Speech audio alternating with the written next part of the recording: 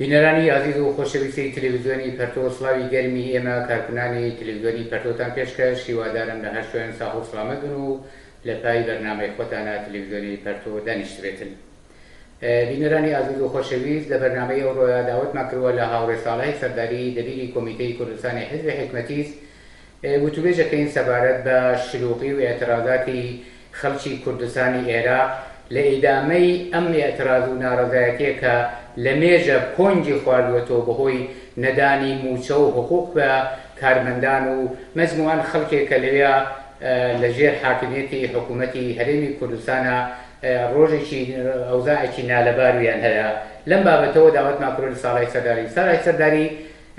ئەگەر دەنگی بنەویسی لە تەریقی سکایپی و بەخێوی بۆ تەلەڤیزیۆنی پەرتۆ. بەڵێ زۆر سپاستان دەکەم، سڵاوم هەیە بۆ خۆتان و هاوکارانتان و هەروەها بینەرانی خۆشەویستی تەلەڤیزیۆنی پەرتۆ. مەمنون و سپاس بۆ تۆ. هەورە ساڵار وەکو کوردی شارم پێکرد ماوەیەکی توولانیە دیارە لە کوردستانی عێراقا لەژێر حاکمیەتی حکوومەتی هەرێمی کوردستان خەڵک ناڕازین، برسین، مشکلاتیان زۆرە و ماوەیەکی توولانیە گوایە لە ئەزای کارێکە کە کرێکاران و معەلیمان و مامۆسایان مەجموعەن ئەنجامێدەن حقوقیان نەگرتووە و دیارەم خەڵکە هەر ناڕازی بوون و ئێترازیان کردووە. بەڵام لە یەک دوو ڕۆژی ڕابردووە بەتایبەت دوێکە تاوژێگای من ئیتلاعان بێت چەندین شار لە شارەکانی کوردستانی عێراق بەتایبەت سلێمانی، حەڵەبجە، قەڵاتێ، ڕانیە، کەلارەوانە کە من کۆیا گەر ئیشتباه نەکەم ئێترازاتی وەسیع بووە. حەزەکەم لە زمانی تۆ ئاخرین ئیتلاعات و ئەخبار لەم بابەتەوە لە ئێترازاتی خەڵک دژ بە حکوومەتی هەرێم بنویسی. بەڵێ هەروە کە خۆدیشایەت پێکرد ئەم ئێترازادەی بەتایبەت کە ئەوجی دوێکە بوو زۆربەی شار و شاژەکان و ئەوانەی کوردستانی عێراقی داگرت بوو تەنیا مربوط بە یەک ڕۆژ و دوو ڕۆژ و مانگ و دوو مانگ نییە. ئەوە مدەی شاید زیاتر لە 2 ساڵە خەڵکی زەحمەتکێش و ئەقشاری مختلفی جامعەی کوردستان کاریان کردوە و زەحمەتیان کێشاوە و چوانەوە کارمەند بوون، چوانەوە معەلم بوون، چوانەوە کرێکار بوون، بەڵام لەلایەن حکوومەتەوە حقوق و دەستمزد و ئەوە کە خۆیان پێڵێن موچە پیان نەدراوە و ئەمە لە 2 ساڵی ڕابردووە بە ئەنواع و ئەقسام شێوە بە شێوەی تەظاهرات، ئێعتراز، تومارنووسین جەمەبوون بەر پارلمان، بەر ئیدارات و مەقاماتی مەسئول. ئەم ئێعترازاتە هەر ئیدامەی بووە، بەڵام کە حکوومەتی هەرێمی کوردستان جوابی نەبوو و نەیتوانی جواب باتۆ و لە ماهیەتیانیە کە جوابی داخواز و متاڵەباتی خەڵکی زەحمەتکێش و بەتەبێت مامۆسایان و کرێکان باتۆ دوێنێ چەند ڕێکخراو لە شارگەل مختلف کوردستان عێراقا کە ئەسڵەکەی مرکزەکەی شاری سلێمانی بوو و هەروەها کەلار و منتەقەی گەرمیان و قەڵاتزێ و ڕانیە و هەروە کەوتەنج باقی شارەکان هەولێر کە عەلا ڕەغم ئەوە فشایان بۆ هاتوو بەڵام ئەوان شەری ئەعتراز خۆیان کرد. ئەم خەڵکە ڕژانە سەر شەقامەکان و داخوازەکان خۆیان مەترح کردووە. ئەمە شتێکی چاوەڕەوان کراو بوو و هەموو کەس ئەیزانی کە ئەم ئێعترازاتە بلەخەرە خەڵک ناتوان وها زندگی بکەن، ناتوان ئەوها ئیدامە بن لەلایەکۆ حقوقیان پێنان، لەلایەکۆ یەک سێ حقوقیان پێ، لەلایەکۆ 8 مانگ حقوق نەگرن، لەلایەکۆ ئاو نەبێ، بەرق نەبێ، شایان لەسەر بێ و حتا ئەوە کە ئەو ماوەشەوە ئەو ماوە کەمەوە بەقییان پێدەن لە 24 ساعتە پوڵێکی زۆر کە خۆیان پێڵێن باج لیان نەسێنن. ئەمە هەمووی پۆنگی خواروەسۆ و خەڵک ڕژانە خیابانەکان و ئێعترازاتیان کرد چوونە بەر پارلمان حتا کە ئەوە ئێعترازاتەکە بەرحەق و عادڵانە بوو و ئەو نەفشایان هاورد بەشێ زۆر لە ئەحزابیش کە هان لە دەوڵەتاوە و هان لە پارلمانە و ئەوە چەند ساڵە بلەخەرە لە ئیدارەی جامعەی کوردستانە نەقشیان هەیە و دەوریان هەیە مەجبور بوون ملیان ڕاکێشا و زاهێرەن پشتیوانیان کرد یا لاقل مخالفەتیان نەکرد لەگەڵ ئێعترازاتە و ئەوە زیاتر لە ساڵێکە حکوومەتی هەرێم قەوڵەدا و مەسئولینی حکوومەتی پارلمانتارەکان سەرۆکی هەرێم سەرۆکی حکوومەت وەزیر و وەکیڵەوانەوە بە هەڵە و جامعە 20 چەند ساڵە ئیدارەکەن وعدە وعیدێکی زۆریان داوە بەڵام خەڵک بە حەق و حقوق خۆی نەگەیشتە بۆیە بە نظر من دوێنێ بە حەق ئیدامەیاندا و هۆشداریان داوە بە حکوومەتی هەرێمی کوردستان ئەگەر جوانی دواخوازەکانیان نانۆ ئەڕۆن و ئیدامێم کارانە دەن و نازانم چه نازە تۆجهتان کردبێ حتا کەسێ وا معاونی ئوستانداری سلێمانی بەناو سەردا قادر دوێ کات ناو خەڵکەوتی منیش دەست لە کارێک کێشم مەرزوو تحت فشار اعتراضاتێکی واقعی خەڵک وتی منیش دەست لە کارێک کێشم ئەڕۆم بۆ هەولێر بۆ لای ئەنجومەن و یا حکوومەتی هەرێمی کوردستان ئەنجومەنی وەزیران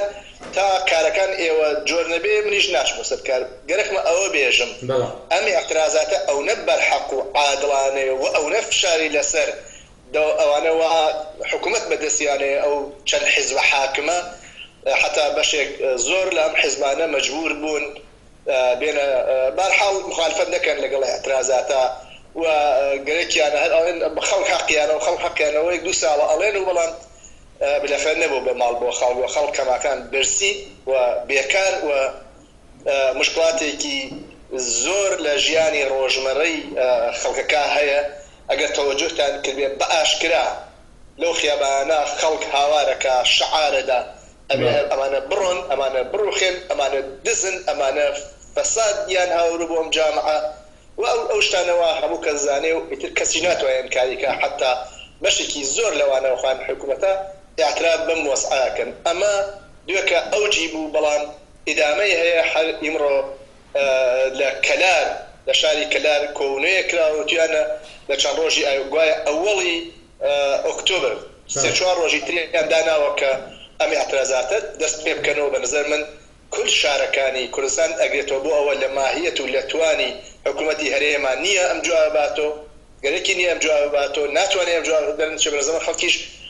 دەسەوە ئەژنۆ دانانیشێ هەتاکەی دانیشێ هەتاکەی چاوەڕوان بێ هەتاکەی بێپوڵ و بێهداشت و بێ ئیمکانات ڕەفاهی و بێبەرق و بێ ئاو بن وەلێ کەسانێکیش بە میلیارد دۆلاریان بێ و لە بانکانی دنیا خەوان بێتیان بۆی بەنظرم اعتراضاتەی دامەی بێ بەڵێ ئێستا بۆ تۆ دەکانت هەورە ساڵاڕوو بە خۆی شارت پێکرد مەجموعەیە شارت ناوبر تاو جێگای من ئیتلاعان بێ یا شارت من ئیتلاعاتەکەم کافی نەبێ وا ئەبینرێت لە تەسویر و لە ڕۆژانە عمومیەکان کە لە مەناتقی ژێر نفوذ و دەسەڵاتی پارتی ئەم اعتراضاتە کەمترە ئایا هۆی ئەمە چییە یا مەسەڵەن من ئێشتباکەم یا من باش تاقیبم نەکردووە و لە ئیدامەشە حازەکەم بزانم تەوزیحدا کە خەڵک لە بنبەست و هەژاری و نەداری و گرانی دوای نزیک بە 30 ساڵە حاکمیەتی ئەم دز و چەتە و جەردانە موازەی ئەم ئەحزابە چی بووە تا ئێستا چه عەکسو عەمەلێکیان نیشانداوە بە خاست و متالبە و اعتراضاتی خەڵک بەڵێ دەربارەی سوالە ئەوڵەکەت بەڵێ وهایە واقعاً دروستە لە هەولێرا بووە بەڵام بەڕادەی شارەکانتر و ئینتزار و تەوەقعێک و جەمعێتێکی زۆر وا متەمەرکزە لە هەولێرا ئەم اعتراضاتە بۆ ئەنازە نەبووە شاید یەکێ دلیلی ئەوەسە بە نەزەر من لەوێ فشار و سەرکوت زۆرترە یەک دوو بەشێکی ئەوەسە کە حزبێک وا دەوڵەتها بەدەستیەوە یا ئەسڵ کارە حزبی دموکراتی کوردستانی عێراق لەوێ نفوزی هەزووە حتا ئەتوانم بێژم بە دەرەجاتێکی زۆر کەم بە نسبەت ئوستانی سلێمانی و ئوستانی هەڵەبجە و ئەو شارەکانی تروە منتەقەی سەوزە یا منتەقەی تحت نفوزێکی نیشتمانیە ئەوان ئیمکاناتی زۆرتریان تەرخانکەوە بۆ هەولێر وەلێ ئەساسەن بە نەزەر من هینەوەسە کە حزبی دەسەڵاتدار و ئەم اعتراضاتە زۆرتر بەرەوڕووی پارتیە لەوێ دەسەڵاتی هەیە لەوێ ئیمکاناتی هەیە لەوێ بەهەرحاڵ هێزە ئەمنیەکانی زۆرە هەڕەشە و گوڕەشەی زۆرتر کردووە و ئەو ئەنازە وە لە شارەکانی تری کوردستانە ئازادن خەڵک بڕژێنە خیابان ئیعتراض بکەن تەشەکر پێک بێنن شعار بدەن عەلەی حکوومەتوانە لەوێ ممکن نییە نازانم چەندێ ئاگادار بوون کەسێک بەناو هەیە من ناوێک هەر پێرەی سەریان تاشیوە و برۆیان تاشیوە ئەوانە کە الان لە میدیاها گەل ئیجتیماعیە زۆر دەنگی داوەسەوە یا ماوەی لەمەوە بەر هەر لەو منتەقا پەیامنێری یەکێ لەم تەلەڤیزیۆنە کوژرا ترۆر کرا گەرەکمە ئەوە بێژم لە منتەقەی ژێر دەسەڵاتی پارتی دموکراتی کوردستانە ئەس جوملە هەولێر و دهۆک و زاخۆوانە ئەو ئەنازە نەبووە هەرچەند ئەو خەڵکەیش لە هەولێر و زاخۆ و یا ئەو مناتقەی تر هەر تحت فشارن ئەوانیش حقوق کوشتیان نەگرۆ بەڵام بەنسبەت ئەم لاوە بەنسبەت منتەقەی یەکێتی ژێر نفوزی یەکێتی و گۆڕان ئەو منتەقە جادە و شاید بەرق و ئاو و ئیمکاناتێکی عمومی تر بەنسبەت ئێرە ناوە هین بێ زۆرتر بۆیە بە نەزەر من دەنگی ناڕەزایەتەکان لەوێ کەمترە ئەوە لەوێش هەر بووە لەوێش خۆ ناڕازیم ئەوە کە وەکو شاری سلێمانی و هەڵەبجە و کەلاروانە شاید لەو چوارچێوە بنیامەتوانێت تەوزیحی بە و ئەم ئیعترازاتە زۆرتر بەرامبەر بە حزبی یەکەم و حزبێکە ئەم سەرۆکاتی هەرێم بەدەستێ کە مەسعود بارزانیە ئەم سەرۆکی حکوومەت کە نەچیوان بارزانیە هەم وەزارەتی دارایی و وەزارەتی پێشمەرگە و وەزارەتی منابعی تەبیعی یا سروشتیەکان کە هەموو نەوت و شتەکە لە ترێک ئەوە ئەفرۆشیەوە کابرایەک بناو ئاشتی هەورامی کەەوە 6 مانگە دیاری نییە هەموو ئەوانە ئەفرۆشێ بۆیە مەترازە زۆرتر ڕوبەڕووی ئەوانەوە لەو منتەقەیشا ئەوان دەسڵاتیان زۆرترە بۆیە ئەو ئەنازە ئیجازەیان ناوە بە خەڵک کە بڕژێنە خیابانەکە سوالێک بەشی سوالی دووەمە دەگە بکەیت فکارێکی تۆ سپاس دەکەم چون لەبیرم چووەخان گفتم مەوزەیان چی بووە ئەوە تۆ ئیشارە بەوە کرد کە مەوزەی ئەحزابی حاکم تا ئێستا بەرابەر بە خاست و مطالبەی خەڵک چی بووە عەکسەڵەمەلێکیان نیشان داوە قەولێکیان پێداوە یان نا ئەسەن گوێ ناگرن بۆ مەسەلە ئەزایشی مەوازە بە نەزەر من خەڵک بەرامبەر بە گشتیان وێساوە چون هەرچەند ئەمانە ئێستا خۆیان لە ژێرباری مەسئولیەت دەرکەن ئەمانە وا یەکێتی و پارتی و بباشن یەکێتی و گۆڕان و ئەو دوو حیزبە ئیسلامی کۆمەڵ و یەکگرت و بەڵام ئەمانە هەمویان لە حکوومەتا بوون هەمویان وەکیڵ و وەزیریان بووە و هەمویان لە پارلمانە بوون دەرنەچێ بە نەزەر من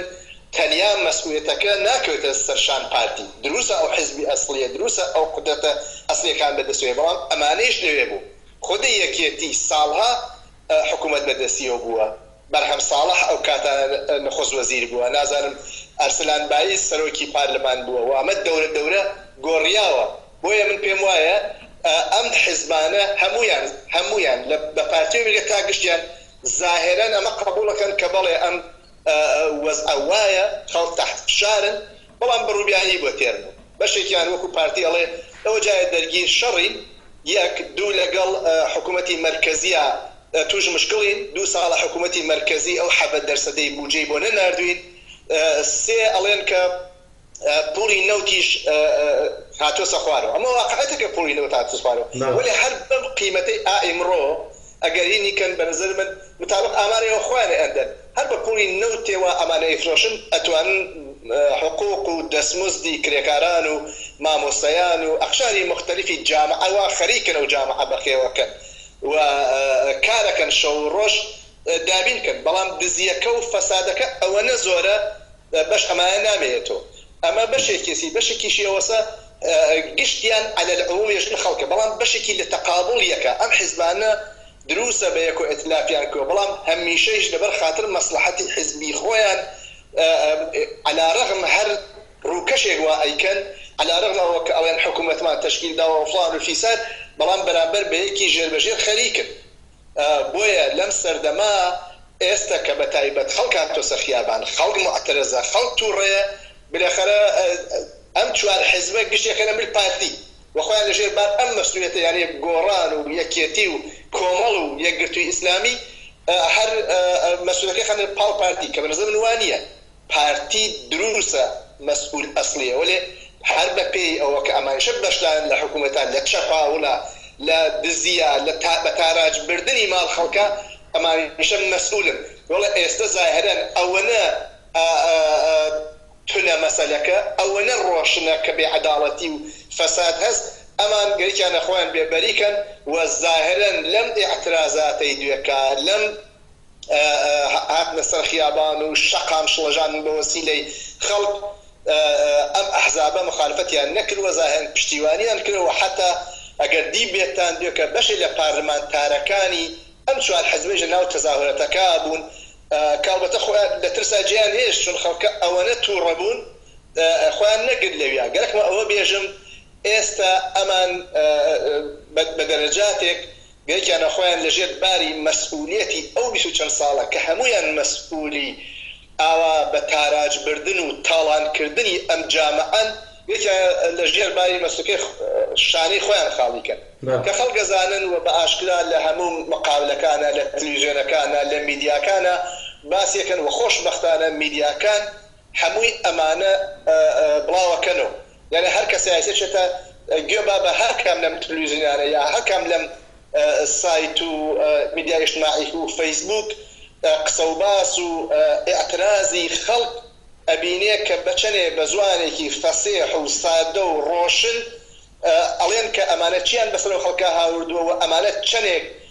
ماڵ و سروەتی ئەم خەڵکیان برووە چەندێ دزی و فەساد ڕەواجی کردووە بۆیە داوایانەوەسە کە بڕۆن و خۆیان لە زندگی ئەم خەڵکی کێشنە دەرەوە با خەڵک لەمە زیاتر ماوێران نەبن. هەورە ساڵە حەزەکە من پرسیارەش بکەم ئەم ئێتراز و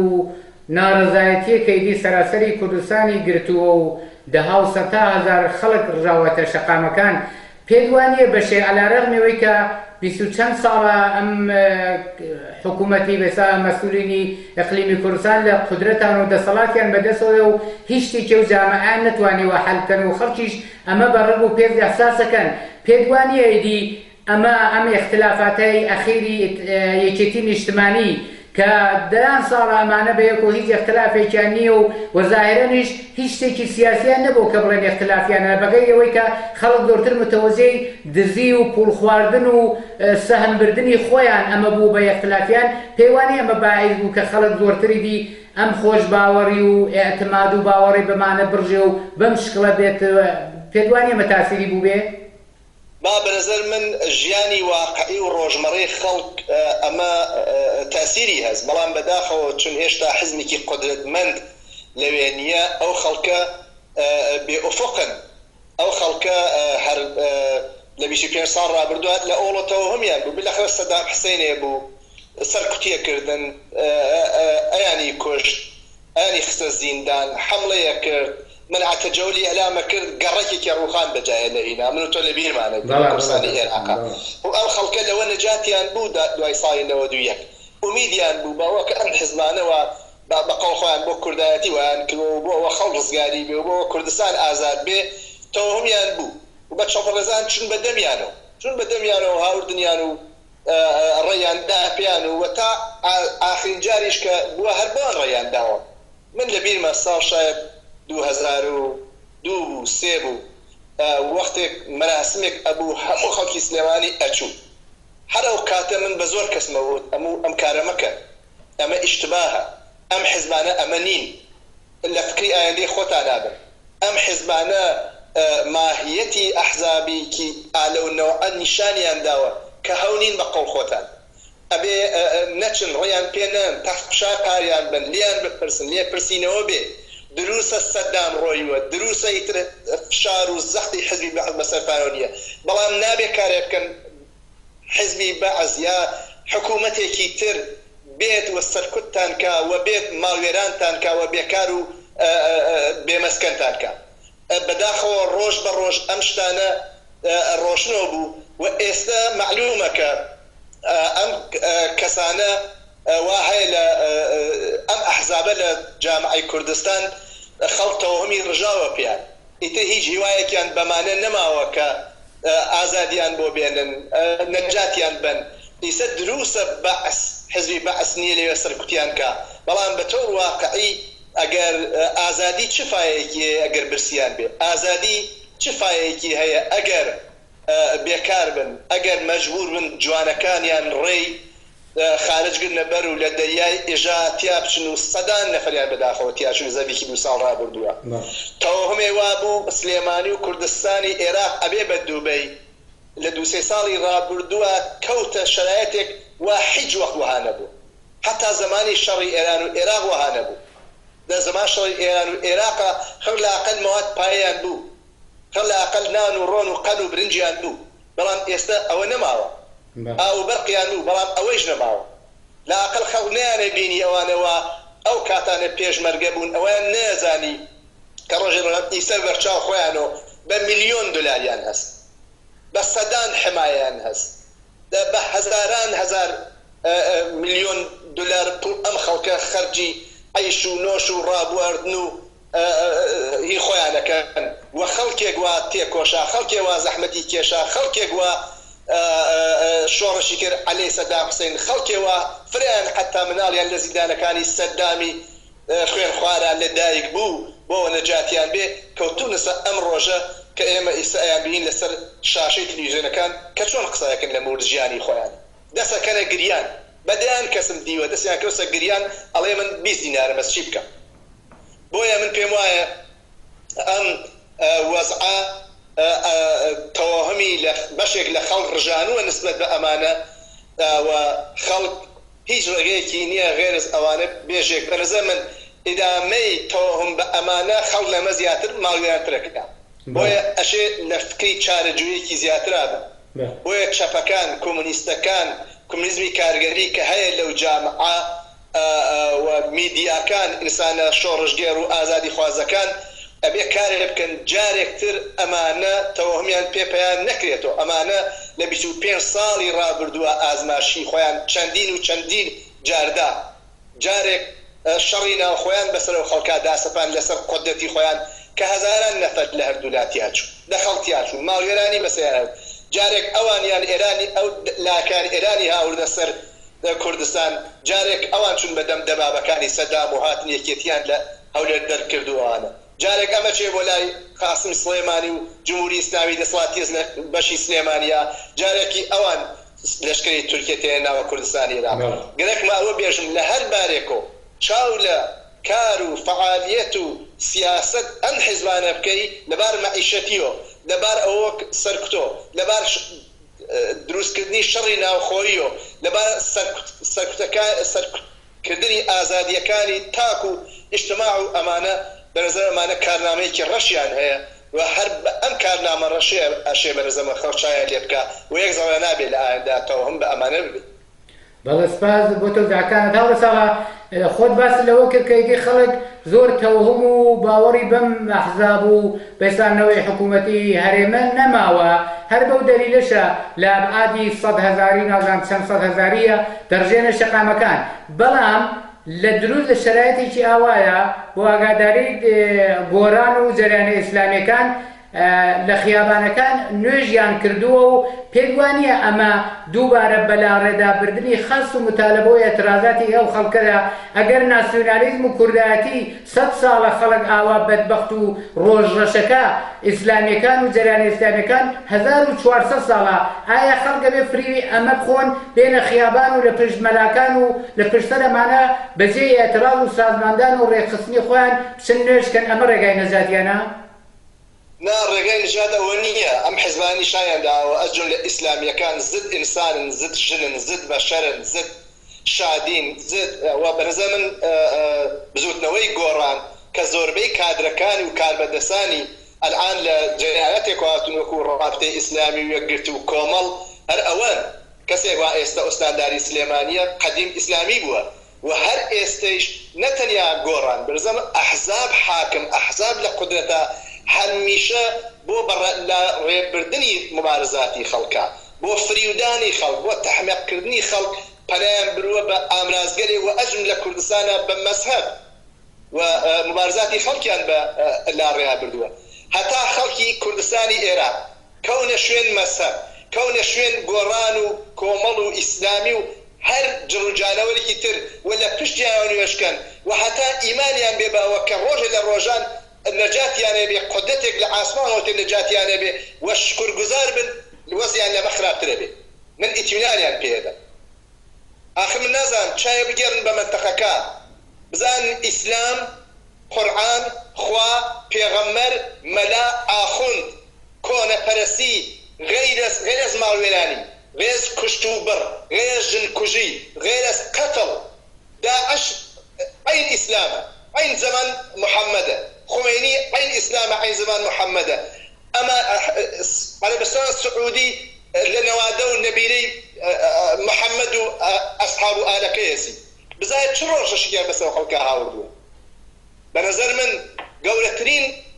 ئیشتبایە و خەڵکە لێرەوە من ئەلامەکەم پێیان هەتاکەی ئەکەونە شوێن مەسەب هەتاکەی ئەبێ مبارزاتەوە بەلا ڕیابەت هەتا کەی بە وعدە و وەهید و لە دنیایەکی تران نەجاتانە بێ و بەهەشت ئەم پێتان منێژم خەریکن ئەمن لە برسا منێژم مناڵ لە بێدەواییە ئەمرێ لەو جامعە منێژم گەنجەکان گشتی خەریکە ڕاکات لەبەر بێ ئیمکاناتی و لەبەر بێ ئاسۆیی بێ ئوفقی تەماتانە دوای ئەوە مردن بچن لە بەهەشتا بەهەشت بۆ چییە؟ ئەشێ داواکەن ئێمە بەهەشتمان هەر ئایمڕۆوێ مبارەک خۆیان بێ ئاخوند و مەلا و کۆنە پەرست و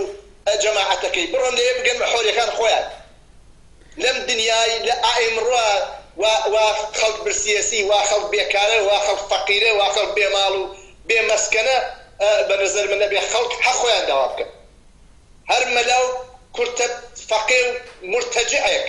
وا ئەچێ خەڵک فریوا و لە خیابانە دەسەکا بە نوێشکردن گەرێکیە مبارزاتی واقعی بۆ ئەوە کە ژیانی ئیمڕۆی لە ژیانی دەکە باشتر بێ بەلا ڕێاب بە ئەگەر کەوت شوێنەمتەوە هەمە ئایەندە ئەو خەڵکە خراپترە کەی خۆیان و ئەمە ساڵها ساڵ نیشانی داوە مەگەر تەجربەی خەڵکی ئێران بۆیەوە کافی نییە مەگەر تەجربەی خەڵکێ وا لەژێر دەسەڵاتی داعشان کافی نییە مەگەر تەک ئەو مەلا و مفتەخۆرانەوە موعەزەکەن لە مزگەوتەکانە و دەستوری قەتڵی خەڵکان کافی نییە کە ئەشێ مەسهەب و ئیسلام و کۆنەپەرستی بناسن بۆیە من داواکەم لە خەڵکی بەشمەینەت خەڵکی زەحمەتکێش مامۆستایان کرێکاران و زەحمەتکێشان و بەتایبەت لە قشری ڕۆشنبیر لە چەپەکان و کۆمونیستەکان بەرامبەر بە ئەم حەربە وا ئێستا ئەیگن بەدەسەوە لا ڕێبردنی مبارزاتی واقعی خەڵک بێسن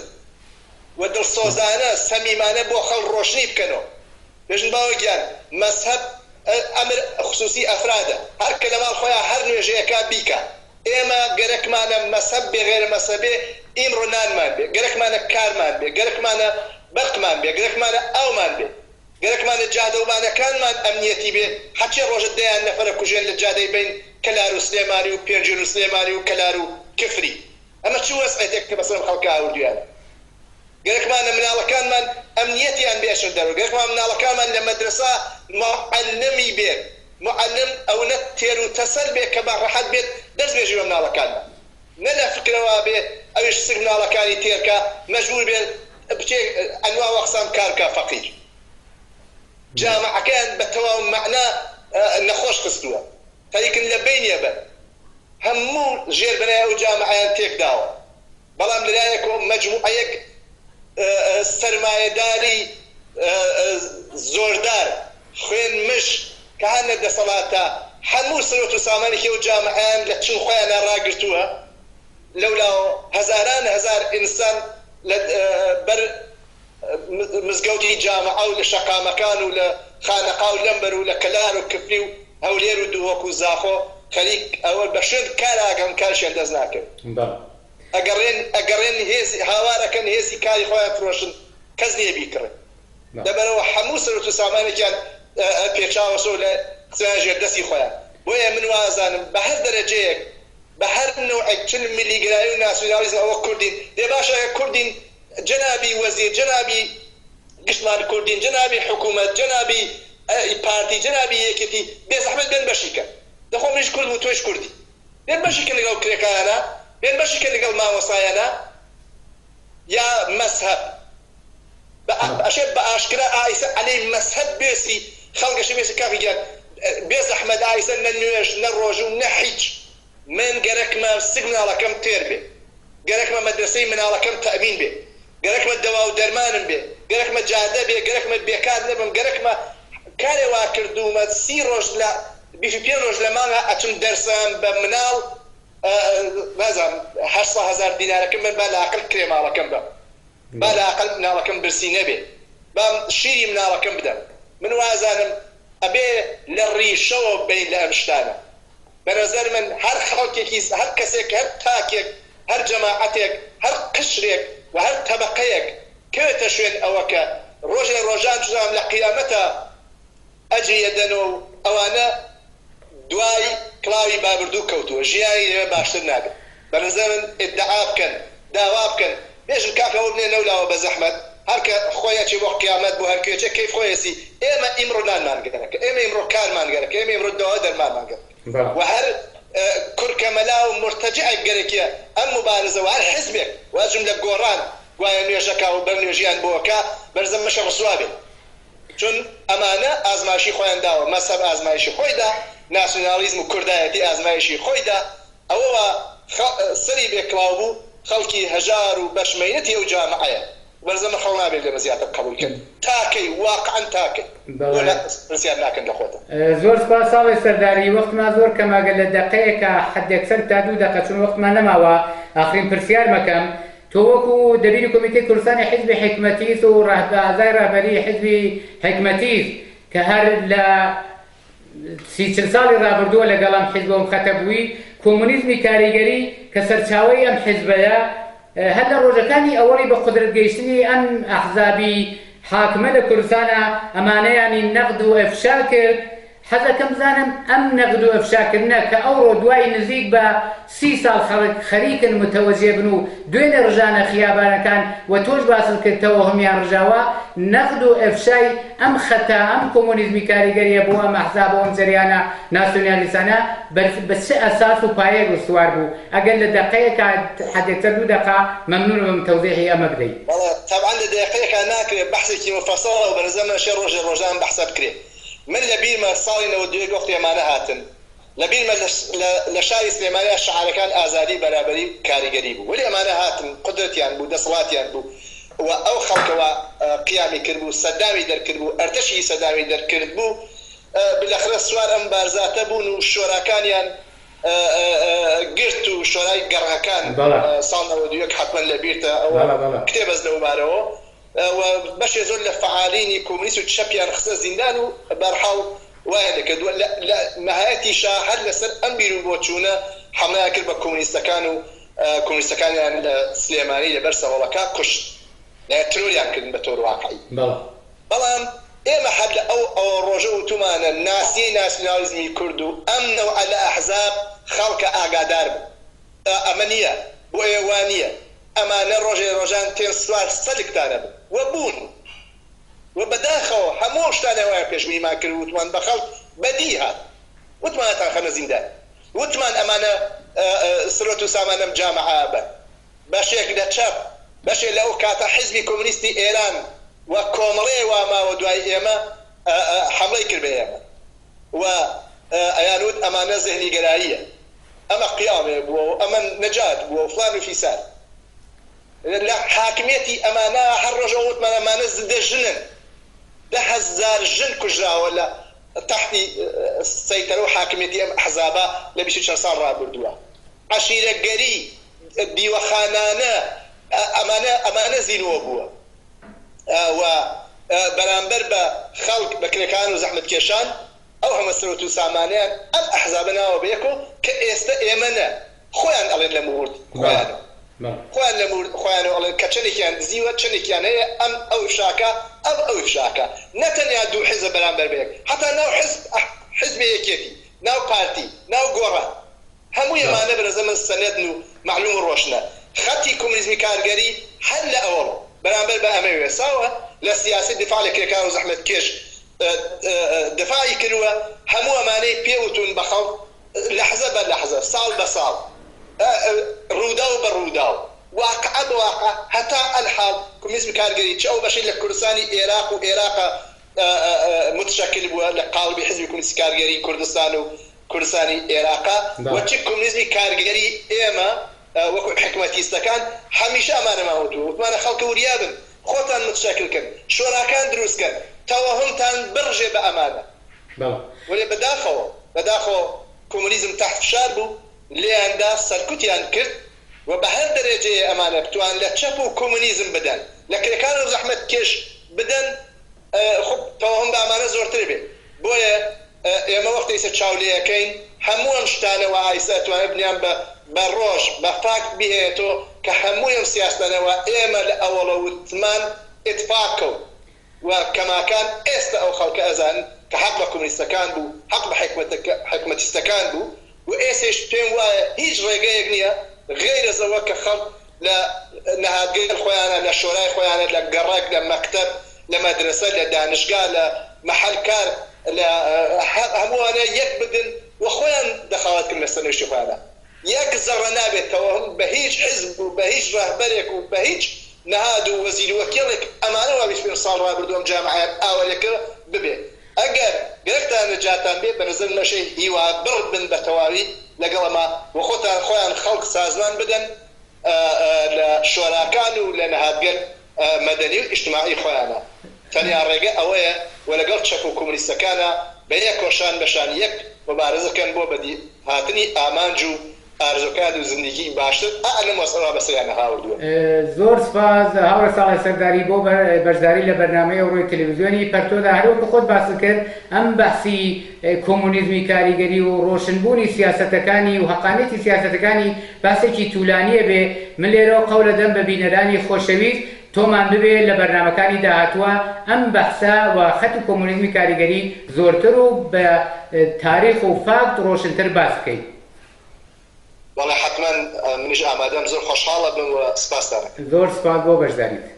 بینەرانی خۆشەویست هاتینە کۆتاییەم بەشە لە بەرنامەی ئەوڕۆ.